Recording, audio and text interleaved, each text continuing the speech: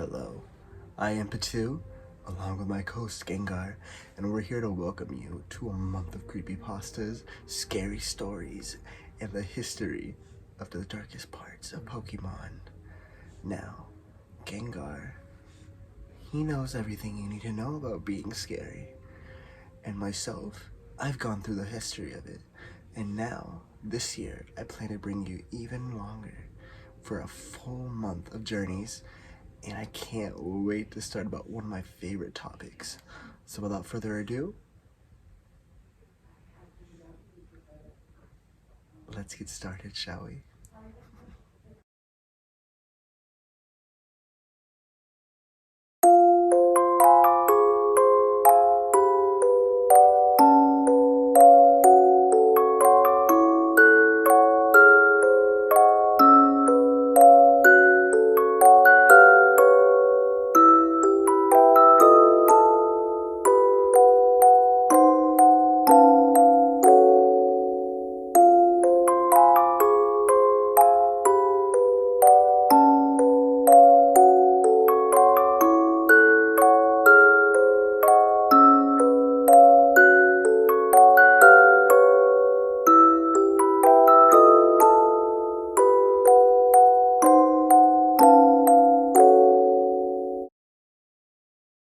Well, here we are, October.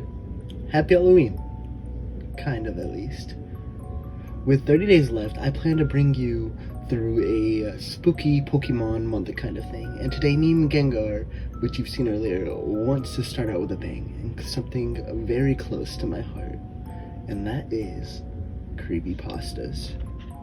For those who don't know, creepypastas are horror-related legends that have been shared around the internet. Creepypastas has since become a catch-all term for any horror content posted onto the internet. These internet entries are often brief, user-generated paranormal stories intended to scare readers. And back around 2013, creepypastas were everywhere, and as a child, I was so deeply enveloped into this creepypasta culture that some of the creepypastas I enjoyed the most were actually Pokemon related, being a weird little Pokemon kid as a child. And if you were here last year, you might actually remember my narration of one of the popular Pokemon creepypastas, Lost Silver. However, that was just the top of the iceberg, wink wink, of Pokemon creepypasta culture. So today, my fellow Pokemaniacs, we take a look at the dark side of the Pokemon world, and we take a look at the history of Pokemon creepypastas. Also, right before I begin with the top creepypastas that I have been made or I've heard, I want to state that in the creepypastas category, there's actually a big wiki category just for alphabetical order Pokemon creepypastas, and we'll go through the popular or not as popular ones, and I'll actually leave a link below for it if you want to check it out. I remember checking it out as a kid and actually narrating some on YouTube that long since been deleted, so don't go looking for it. But without further ado, let's go to the most known creepypasta of them all.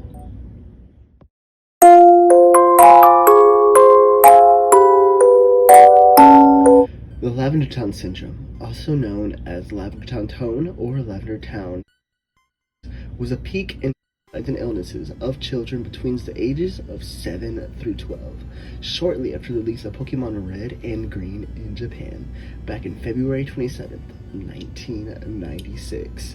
And rumors say that these illnesses only occurred after the children playing the game reached Lavender Town, whose theme music had extremely high frequencies, and that studies show that only children and young teens can hear, since their ears are so much more sensitive than the actual, grown human. But due to the Lavender Town tone, at least 200 children supposedly and many more developed illnesses and afflictions.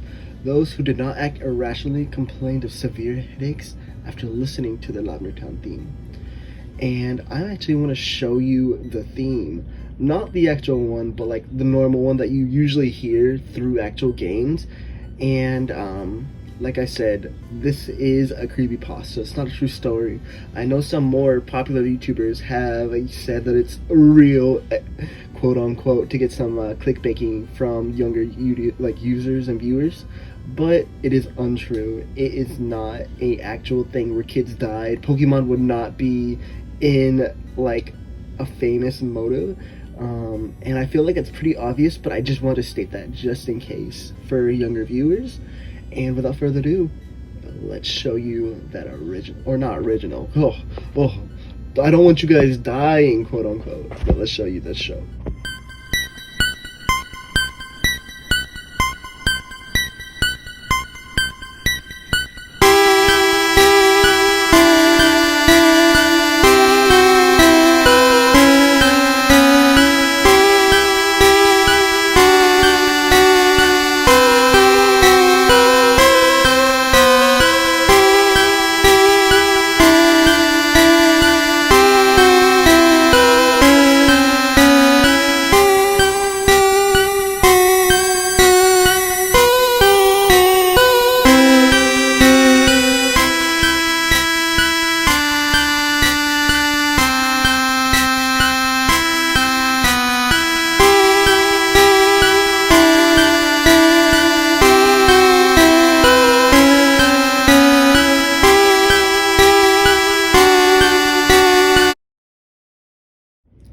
And now that you know the theme song of Lavender Town, let's move on to another song.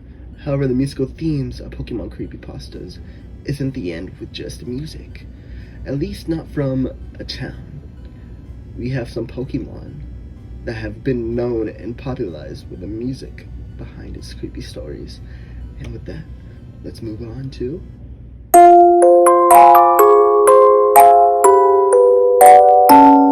Hypno's Lullaby, also known as Hypnosong, is a creepypasta song based on Hypno from the popular Pokemon franchise. The creepypasta tells of Hypno that hypnotized children and took them away, presumably killing them. The song was written to follow the story afterwards, performed by an anonymous singer with slightly different lyrics than the ones that appeared in the story.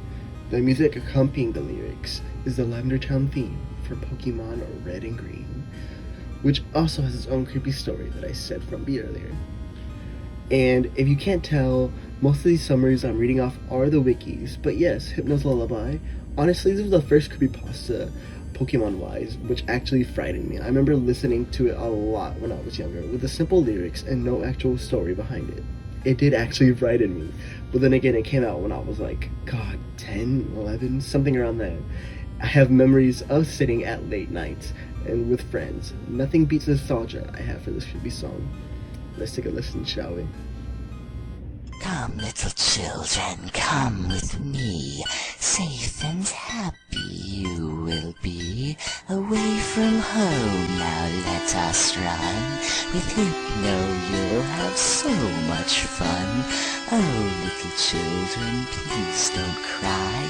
Hypno wouldn't hurt to fly. Be free to frolic, free to play. Come with me to my cave to stay. Oh, little children, please don't squirm. These ropes I know will hold you firm. Now look to me, the pendant calls. Back and forth your eyelids fall. Oh, little children, you cannot leave. For you, your families will grieve. Mine's unraveling at the seams, allowing me to haunt their dreams. Do not wail and do not weep. It's time for you to go to sleep. Little children, you were not clever. Now you'll stay with me forever. As well as that original theme song though, this song is also supported with the gameplay from Fire Red and Leaf Green, where after visiting one of the numbered islands, you meet a dad looking for his daughter, and after exploring Berry Forest, you find her being frightened by Hypno. But a little tad, that will be shown in another video later this month. In that same Pokédex, his entry reads, "It carries a pendulum-like device. There was once an incident in which it took a child away hypnotized. Next on this list, I want to combine 2 creepypastas into one little topic, and that's of haunted gaming. Cue the Mudahar intro. Or don't. I don't think I can legally use that. But these 2 topics are what I want to talk about.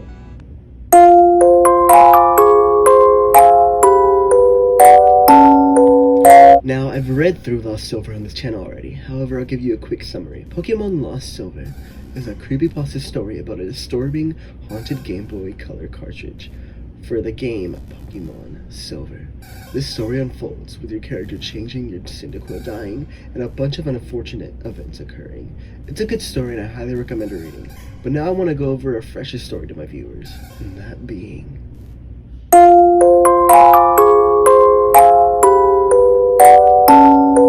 Now, I remember Strangled Red slightly from my childhood, but it was never a huge part of it.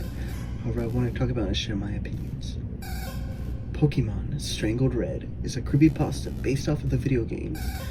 The unnamed narrator plays a hacked version of a classic game, Pokemon Red. And since he's assuming it's a he, as gender is not given, never played this particular game before. He takes it home before realizing the game is hacked. Furthermore, he can't continue the game from where the previous player left off. Whenever he hits the continue button, he just gets a message. No. Frustrated, the narrator starts a new game.